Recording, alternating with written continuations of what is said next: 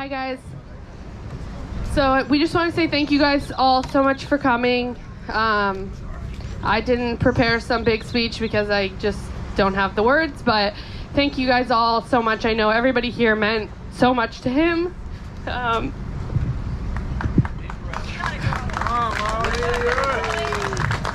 Rory. Come on, Molly. Yay, Rory! Just want to say hi. Hi. This is my son, Rory.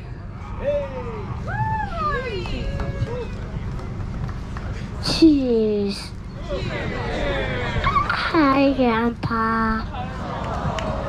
So this is Grandpa's best friend, best little friend.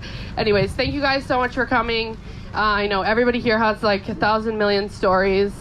I want to hear as many of them as we can. I just am really grateful that, I don't know, he is just the coolest guy and that he impacted so many people's lives and that everybody really cared about him, and everybody has such nice things to say about him, and obviously like the best guy I've ever known. So I love Grandpa.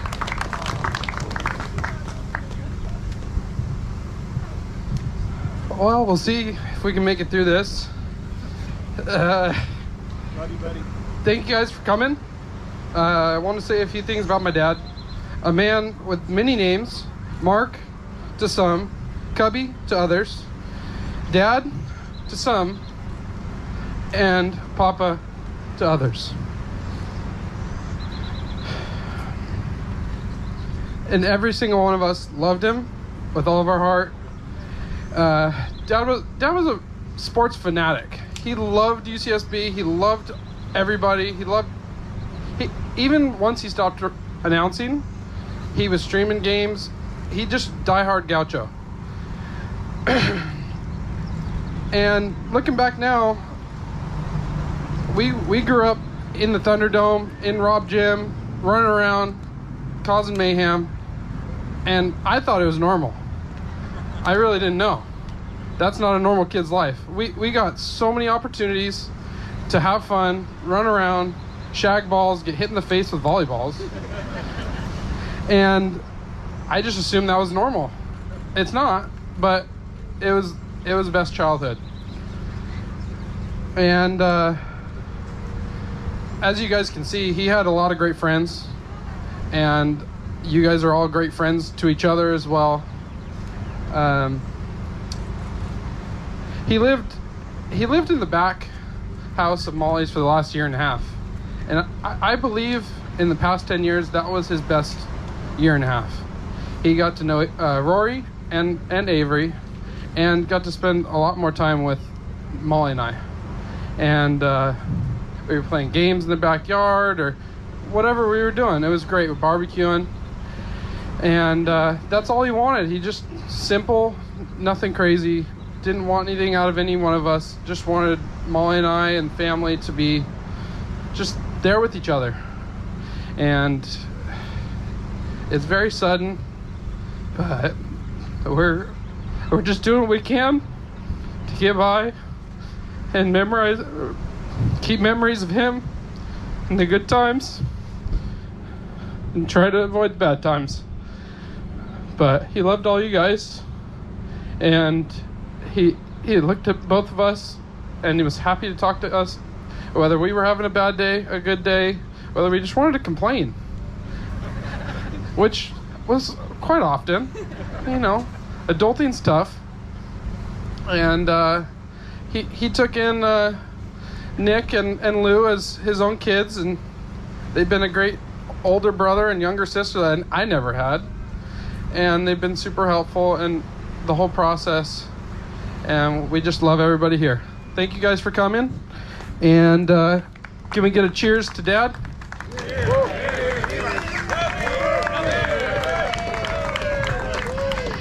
Okay, so long awaited, at least for me, but we are going to have Boomer come up, John Lee, I believe, come up and give us a story that I've been waiting on the edge of my seat for, and I'm not sure how many other people might know this story, but we're going to learn about the origin of the nickname Cubby.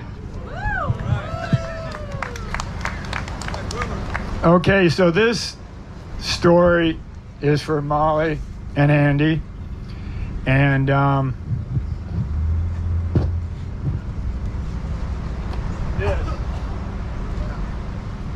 this is for Mark. We watched 1,000,000 Dodger games together. Okay, so we got to go back to 1972. I was playing for the Santa Barbara Volleyball Club, and we were about 9 days out to going to Salt Lake City. And I'm sure I was in Mark's apartment with Drew and Paul. We just got through smoking one of his mystery bowls. And if you were there, you knew the mystery bowl. So I just came out and I says, Mark, why don't you come with us? We have a sponsor. This is going to be a scholarship, Mark. You don't have to pay for anything. I'm driving. I got gas money. We got a big house. We got meal money. You got to come. It's free. That was the magic word. As soon as I said free, Cub stood up and goes, I'm in. So 10 days later, we took off. Me and Tim Bonney were in the front. Mark and John Lee were in the back of the van. The drive was pretty uneventful. We got to Salt Lake City. Everything went as it should. We played Chart House in the finals, but we lost. And the only one that was still happy was Mark, because the scholarship was in full bloom. We had been on the road for 8 days and he hadn't opened his wallet yet. And he's just goes, boom, this is the best trip I've ever been on. So the next day we're leaving Salt Lake City. I don't know how it happened. We run into some guy, and you old timers are going to remember Bob's Big Boy Hamburger. This guy came up to me and just handed me a handful of those wooden nickels. So me, John, Mark, and Dave DeGroot go to Bob Big Boy's for breakfast. So we have burgers around, and we're sitting there, and we got a handful of these wooden nickels. We're all kind of looking at each other and go, what the hell? We leave Bob Big Boy's with 12 hamburgers. So we're back in the van, and we're heading off to the north rim of the Grand Canyon. That was our next stop. I'll give you a little idea how the trip went. Within an hour and a half, Mark and John took a nap. So as the day progressed, this scenario happened about 3 times. They would wake up, we'd smoke a mystery bowl, they'd eat a burger, and then the insults and the pimping from the back of the bus would just start flying to the front of the bus. Me and Dave knew we were outgunned. We could not deal with John and Mark. So, but the good thing was, about an hour later, just like two little puppy dogs with a full stomach, they'd lay back down, fart a few times, and go back to sleep. And that's pretty much how the day went. So we finally got into the parking lot at the Kanab Forest, which was the trailhead to the Grand Canyon, and there was this little general store. So I pulled in and kind of made a U-turn so we were facing the general store, and I'm going to let the guy just took a nap come up and finish this. Boomer doesn't mention that I was trying to read good books and stuff like that at the time, and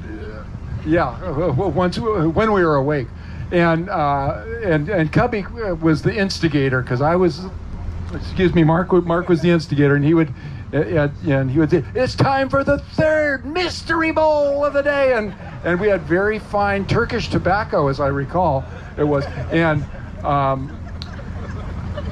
we went into the little general store, and we were no longer hungry, but we were thirsty, and and Mark would go. Mark went into the store. We got him out of the van. He was tough to get a move on. Once he sat someplace, he was pretty stationary, and very happy in his location. And he went into the store. We came back out, and the scholarship had elapsed. The scholarship, there was no longer a per diem that he was getting to, and he walked out of the store and had no beers in his hand as we had hoped, and he was, like Boomer says, he had to confront his wallet for one of the first times of this occasion. And as he walks out, he's shambling, kind of shuffling along the ground. Just defeated because he had to, confront this expenditure that he couldn't master. He comes out and we were all going, hey, Mark, come on, life is good. We're still going. We're going to go hike in the Grand Canyon. We're right on the edge. We're on the north rim of the Grand Canyon, which is beautiful, forest right up to the edge, and he comes up and I say, you look like a little bear cub. The Cubby is a name that some of the Mouseketeers, some of the diminutive Mouseketeer had been named Cubby, but he hadn't been called Cubby. So we're looking. This became just a perfect description of Mark. He was kind of diminutive compared to the rest of us that were middle blockers and tall volleyball players, and he was hunched over, and Miss Bully said, "You're like a little bear cub." From then on, it was Cubby. And if you know Mark, you know that he was good with nicknames. He probably gave some of you nicknames that you've been blessed with or cursed with. And his theme was that my wife likes to recall. He always would say, "Do you hate it? Do you hate it?" And I don't know if he hated it, but it was so appropriate, Molly, that he was called a little bear cub in this land of big grizzlies, that it was appropriate. It stuck. From then on, he was Cubby to everybody that knew him. Some people don't know that his name was Mark, because it was always so appropriate. So I've done very few things in my life that I'm super proud of, but finding that nickname for Mark Jacobs and turning him into Cubby was one of my best moves ever.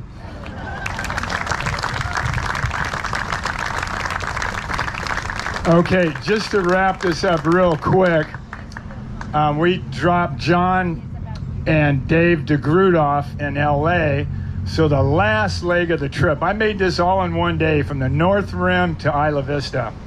So we just got through the signals, and of course it was time for the last mystery bowl of the trip. So we were just getting off of Los Caneros and we were going into IV, and I just looked over, I went, "Mark, Cubby, I know how this works. I just lost my first name 3 years ago. I think this is going to stick.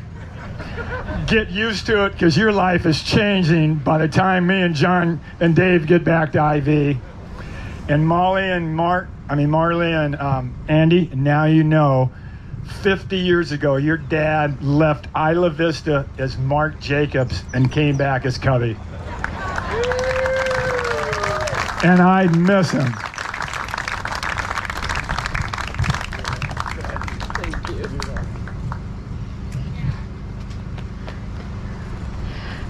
I don't know how to follow that up. Did you want to? Okay. So we're kind of just like open to whoever may want to, like, if they have a great story they want to tell or speak up. I think you have something to say? I love Grandpa. Yeah. I think my mom wants to say something, and then if anybody is feeling inspired, just stand up. All right. Everybody here loved your grandpa too. Everybody here loved. This is so amazing to look around and see all the different chapters and seasons in Cubby's life here, from childhood and high school friends to college friends to beach volleyball friends to Club Fred to Little League to Wednesday night picnics. I mean, wow. I don't think that this many people would show up for me. So many people loved him. But anyway, I'm going to stop babbling, and I'm just going to say a little bit about the Cubby you didn't see that I was able to see.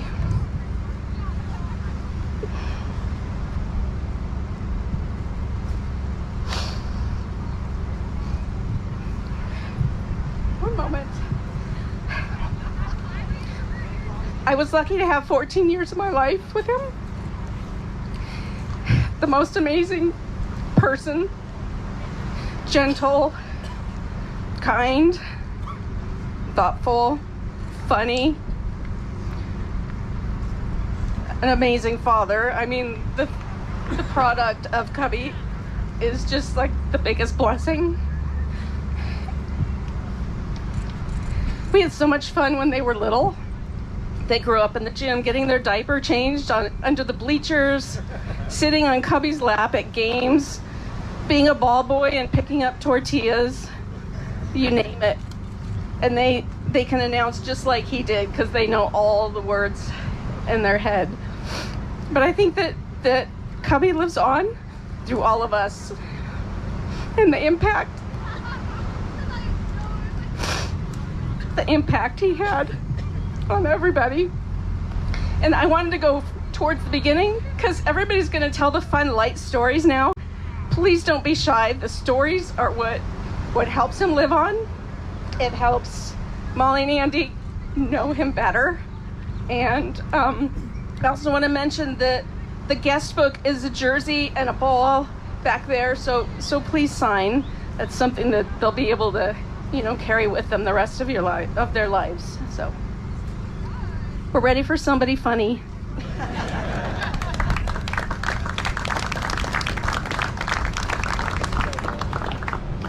I think I'm going to lighten it a little bit. A funny story.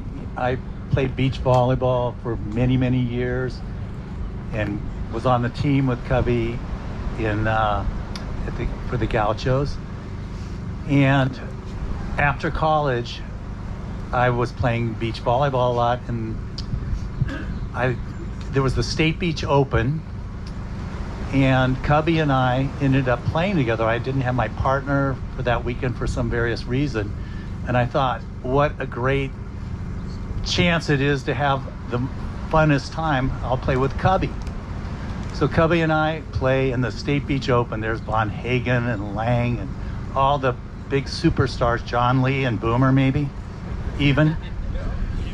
But the great thing is Cubby, he wasn't the most dramatic and powerful guy unless you were counting his verbal abilities. Cubby had constant dialogue going, and we, surprisingly enough, were competing against Barry and who was it? K-Spear and Barry, who were a AAA team, and we were playing for 7th place on Sunday. We made Sunday, and Cubby was in rare form, let me tell you. He was, if he put the ball away, if he cut it, if he did a dink, if he did anything, there was dialogue flowing. And of course, K-Spear and Barry, they know Marc really well from East Beach, and I can barely stand up because Cubby has his dialogue going in full bloom.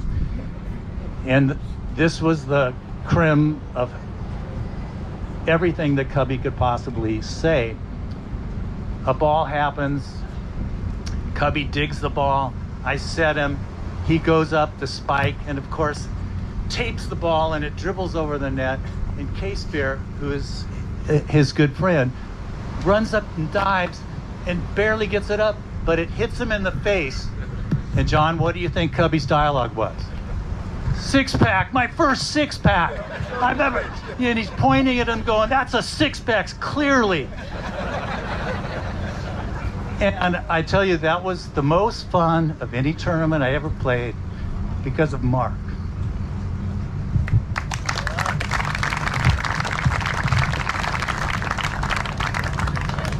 Speaking of Cubby's successes, he kicked with us in 1975 after the Pan American Games.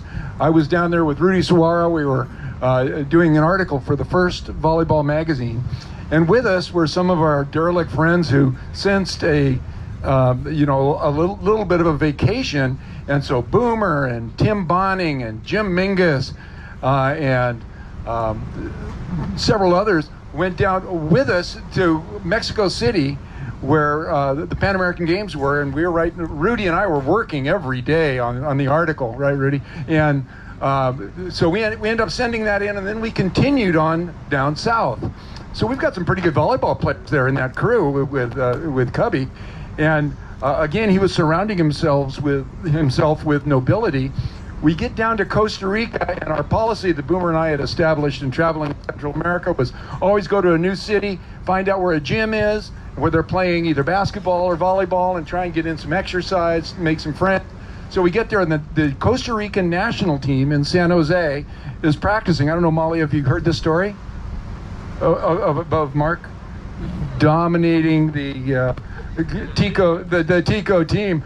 Okay, so we're down there, and we see this team practicing volleyball, and here we are, all volleyball players. If you know Tim Bonning, you know that he was a player of substance. And Mingus, he had a couple of good tournaments. He was okay too. And we end up saying, hey, can we scrimmage against you guys? And the Costa Rican coach was from East Germany, I think, said, well, not right now, but in a week we have a TV date. We're going to have a televised game. You guys want to come and play? And they called us the Traveling American Students or something like that. We went over to Cahuita on the eastern coast of Costa Rica. Spent a week of sleeping in hammocks and living on coconuts and banana bread. And then came back, and we get there, and there's television lights in Costa Rica when we get back to the game, and Cubby's just go, oh my God, this is unbelievable. And he's got good teammates. We had this one Peace Corps volunteer that was joining our team. So we play this team, and Boomer's pretty much unstoppable. His arm swing was legendary, and they're probably still talking about it in Costa Rica. Boomer had a great game. Mingus was better than usual, and Tim Bonning was good. I was okay. I had punctured my hand opening a coconut, and so it was infected. I could only play with my right hand, but Cubby was on fire. And just like Jay mentions, Cubby's dialogue was very good. He bridged the language gap and translated it into Spanish. And we beat the Costa Rican national team on national television. And after the game, Cubby was standing there, and he just had just lights in his eyes for various reasons, and he goes, "This is probably my greatest moment ever in volleyball, an international victory of some stature, and a fantastic memory." And I'll always remember that moment when he embraced that big win. So I don't know if you guys have heard that story before, but it was fabulous. We went out and we each had a half a beer.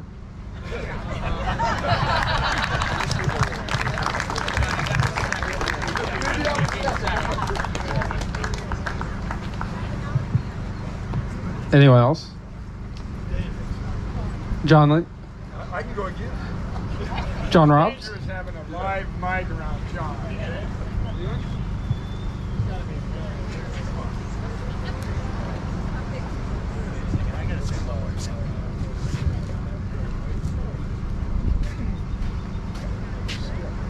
I just got to say one more thing about Cubby. His dialogue was great, but it was never malicious. It was always in good spirits. And like I was saying with K-Spear and Barry, they were laughing as hard as anybody, because the thing about Cubby's humor, it just poked fun, but even the opponents saw the humor in it. They saw the good-naturedness of the way he was and the way he delivered it, and it was just a wonderful ability that he had to be satirical, but yet, never taking offense, unless it was John, I guess.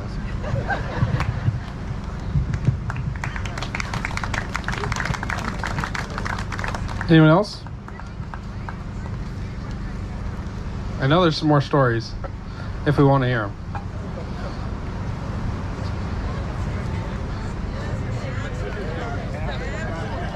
Kathy?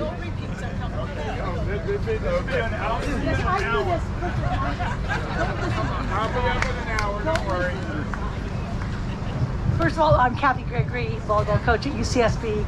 And what I would like to say to start with is that what Cubby had, none of us, not one of us here had what he had.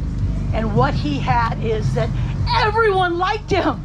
Everyone liked him. There's never a mean word was ever said about Cubby. Can we say that? I know I can't say it about myself, but I know it can't be said about everyone else. So to be so lucky that we met someone that influenced everybody and made everyone happy and smile, and he made our life so much better. That's what I appreciate about him. But what's great about why I'm probably one of his closest friends, and now all these guys are going to say, well, what do you mean, Kathy?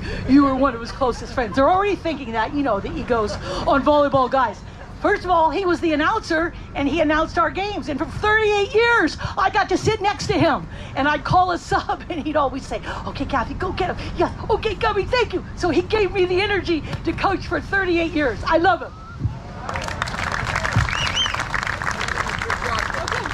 Thank you, Cubby.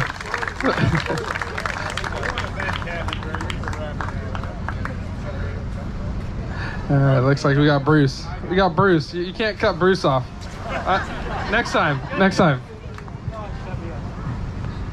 So I'll tell us a little story, a family story about Cubby that's not volleyball related. So Cubby and Skip and Bobby Garcia and I worked together down at the boathouse in Dana Point, and we all ended up moving back to Santa Barbara. And unfortunately, during the fire, Boomer and Cubby lost their place to live. And we had an extra guest room out in the back of the house, and Kathleen, my wife, and I said, well, why don't we let Cubby stay there? And there's a few things that have happened in the time that Cubby... The first thing was, we can't remember whether it was 9 months or 2 years that he stayed there, and everybody has a different story how long he was there, and somebody figured it out today. It was because I didn't charge him any rent. All he had to do was every Wednesday, he went to the old butcher shop and got chicken breasts and made chicken dinner for the family. And that was it. My daughter, who was here earlier, said the one thing she remembers most about Cubby, she was 10 at the time, and she said, Cubby came home one day and he said, Whitney, I met a girl. And Whitney is 10 and went, well, so there's lots of girls. But no, he had met his future wife that day. So when we were living there, Cubby had met Amy, and then we all ended up being in the wedding. Whitney was the flower girl, Shane was the ring bearer, and his shoes were too tight, so he walked up there in his socks. But it was a great wedding. And then along with names, my other son, Corey, was standing over in the corner. Kathleen was pregnant with Corey, and Corey said, thank God Cubby was living there, because my wife thought about naming our new boy Elvis. And Cubby said, no. And he looked at little Shane and said, can you imagine walking around and saying, this is my brother Elvis? So those are some stories non-related, and we loved having Cubby with us that whole time, and our whole family is indebted to his humor and love. So now I'll turn it over to Boom. Okay, so we're talking about living situations. I had the privilege to live with Cub in 4 different places. Or the misfortune, however you want to look at it. But we lived in this place on Islay. It was called Hotel California. Anytime we had a driveway that went from like here to those palm trees. Any volleyball tournament, there were 7 vans parked in there for the weekend. So it was me, John Lee, Lynette, Big Daddy, and Cubby. So John and Lynette were on the bottom floor, and we had the upstairs, and we had the dormers, we had the roof. We had a bedroom here, we had a bedroom there. Right in the middle, we had this little section. And that's where we put Cubby. So Cubby put his mattress in, and he couldn't even close the door.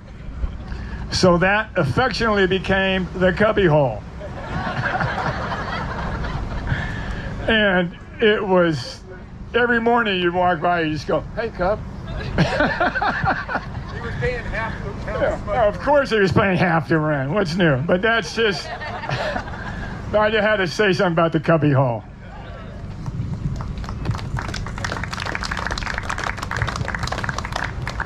You know, when I met Cubby and he was living with the McKeels, the first thing that stood out for me was how amazing he was with the kids. Like, he was just fitting in right there with them, and that played out through his whole life, raising Molly and Andy, and they are as witty as he is and was. They're as kind and generous as Cubby, and that's all I have to say.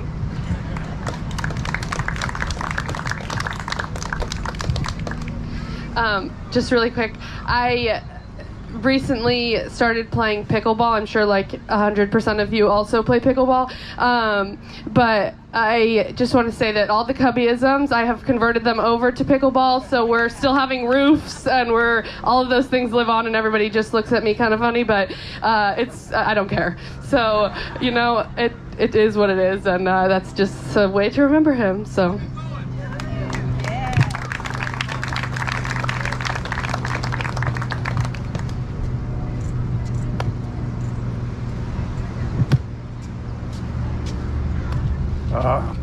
I went to high school with Cubby a long time ago.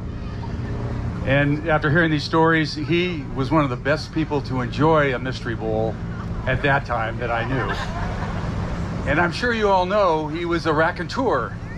So I'm in my early 20s. We've all been out of high school about 5 or 6 years, and we're drinking and, you know, enjoying Mystery Bowls late into the evening, about 2 o'clock in the morning. He convinces me and another guy who went to high school to race in the middle of the street, like about 100 yards, to see who's faster. So we go out there, we're blitzed, obviously. We complete this race and we look over at him. He's falling on the ground laughing. Laughing that he made us do this, because he was going up to the other guy and saying, hey, Chris is saying he's faster than you. He's coming up to me and saying, I just talked to him over there and he says he's faster than you. And what could you say to him when he was laughing like that? Just a classic character.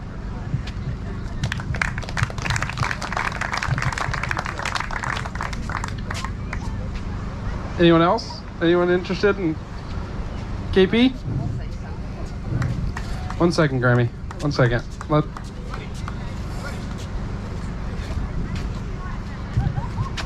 I gotta say a couple words. I can't go by without saying this. Cubby, the only guy when he announces games, got a red card.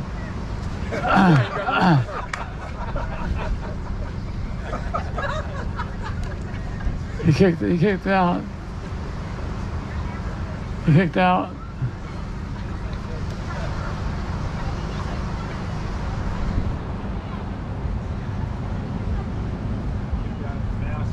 Yeah, kicked out of the basketball game. Yeah. Suspended from basketball. Yeah.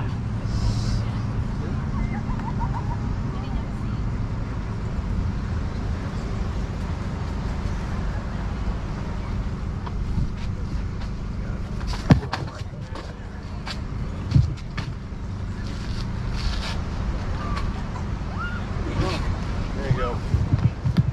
Wow. That's tough. All right, here. There you go. No, Boomer was the announcer for the basketball games, and he was always known for giving shit to the opponents.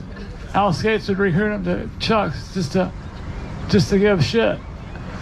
He'd never play him. He just had to get on the team to give players. But he was announcing a basketball game, and he gave the refs so much shit that they kicked him out of the game. He got a red card and got kicked out. First ever. Yeah, no, he did, yeah, he just said, you're blind. He's the first guy to ever get kicked out of a game, not be an announcer. It's funny. So that's it. All right, good.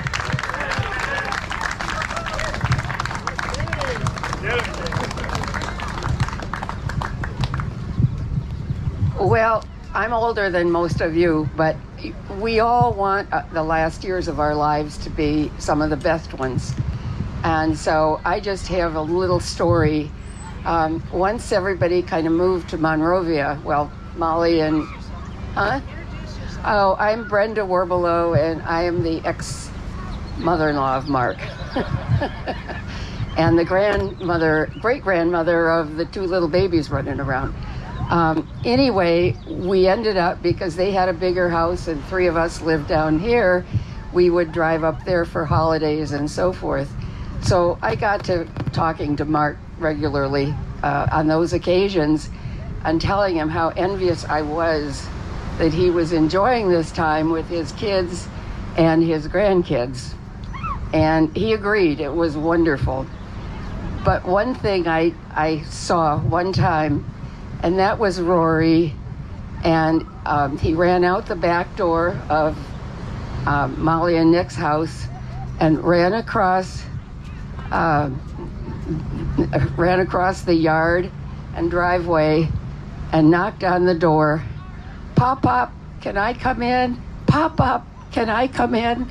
And Marc would come and let Rory in. And I saw one time only, I noticed, the two of them sitting on the couch in front of a ball game on TV. And it was the cutest thing. And he agreed that this was the best time of his life, enjoying those kids. And of course, Molly and Andy too. So I appreciate everything you've all said, and it brings back some memories. So thank you very much. I just want to add that anytime my dad had a game on that he didn't want to watch cartoons with Rory, he had to stop at the door and agree that they weren't going to change the channel, and he had to sit there. If he wanted to hang out with Papa, he had to watch the baseball or the football or whatever was on. And every time I came in to get Rory at the end, he'd caved. The cartoons were on, and my dad was watching the game on his little phone, just like the Dodgers or whatever. And I'm like, Dad, like, you told him. But he's like, no, now we're watching Mickey Mouse or whatever. So He didn't raise any dummies. I can relate to that. I'm a papa too. I'm up here to represent the boys from Club Fred, since no one else has come up to do it. Cubby brought his game down to East Beach, or first to Fred Brown's yard, and then to a good 20 years, I think, before he moved out of Santa Barbara, to Club Fred every Monday afternoon, every Friday afternoon. And he kept up that same heckling. You always wanted to be on Cubby's team, not on the other team. And the one move that Cubby had that I don't think any other volleyball player did as well was this one.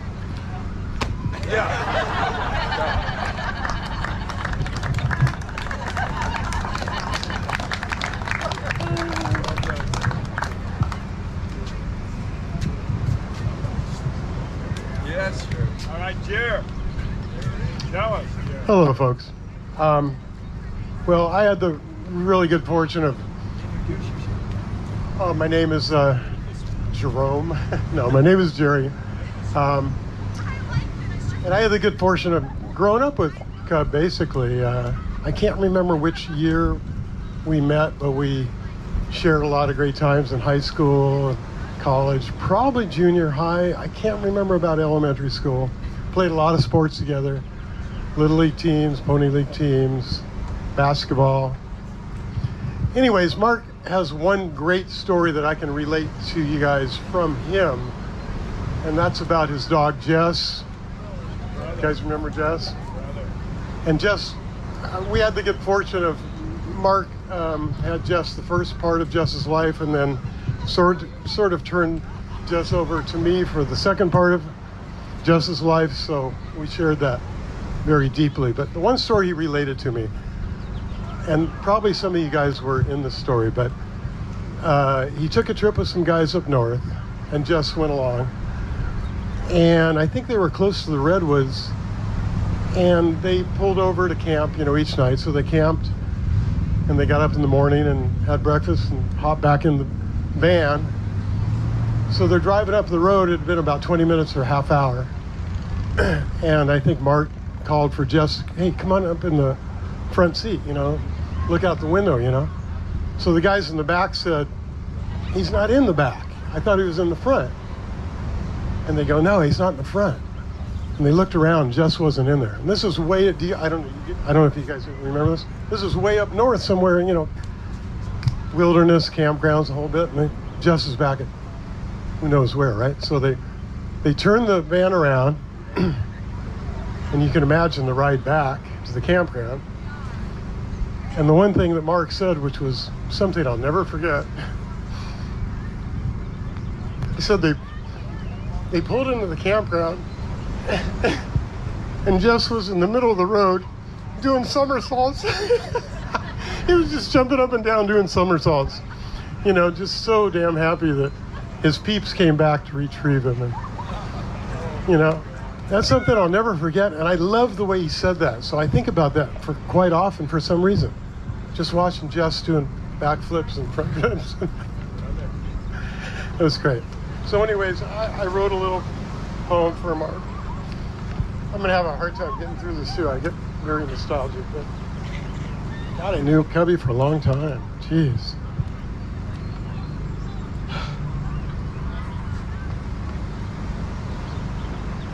Try to get through this. So here's my tribute to Marc.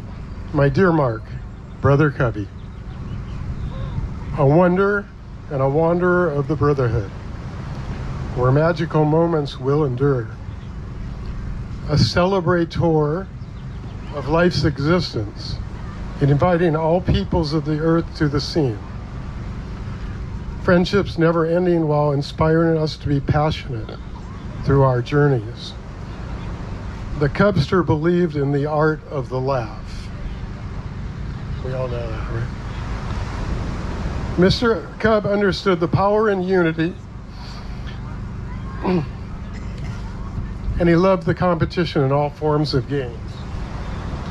He felt the peace that the spirit brought to the world from the games and to our species, Homo sapien. In short, he wanted us to do good, do better, strive on, to engage and to love, and have a heck of a lot of fun doing it as well. So brave on, our dear brother. Your legacy is intact. Shalom to you and your beautiful family. And always try to remember, stay by the river.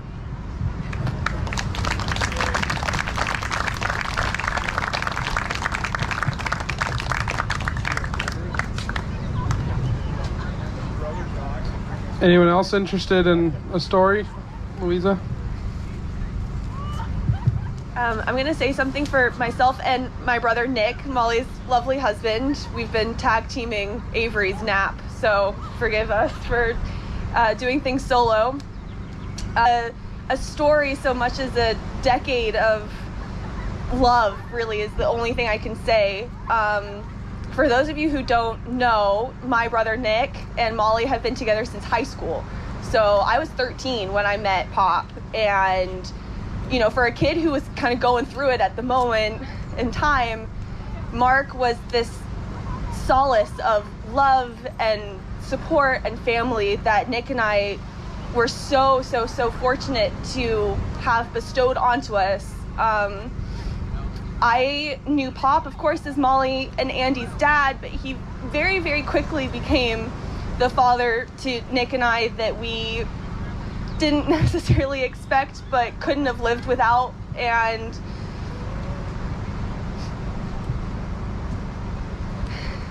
the last years of Marc's life we all spent together laughing and celebrating and watching sports. And unfortunately for Marc, he watched sports on his phone while Rory watched Mickey Mouse, and he will always be the person who took me to my first Dodgers game. He will be the person who taught me to laugh and to smile and to not take life so seriously.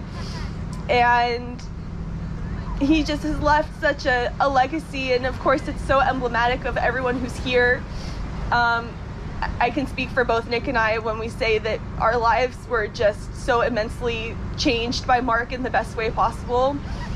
And we just really, really miss him, and we love him, and cheers to everything that he stood for. I think that the part of his person that I will always carry was his level of selflessness and his humor. So I hope to live up to his love and kindness every single day, and just carry that forward and the memories that he gave us. So cheers to Marc. Thank you all for coming. Thank you, Lou.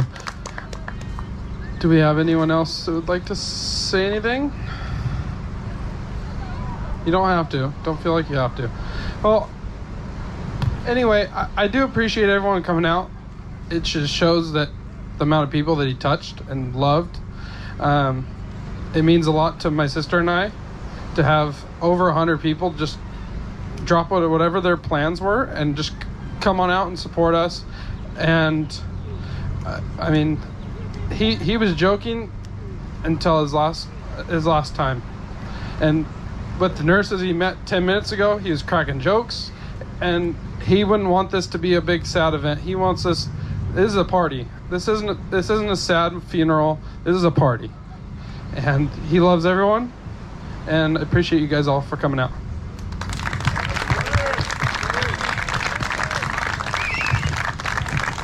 Just really quick, there are little programs on the tables. Please take one. There are also some cookies. Catering was El Tacarito, and they were so great. So if you ever have an event, please take them. And thank you, like Andy said. And just like when Andy and I were growing up in the Thunderdome, I just remember always begging my dad to say the final word at the end of the game. And Andy and I would just come on the microphone and be like, "Thank you and good night." So thank you all so much. He loved everybody here, so thank you.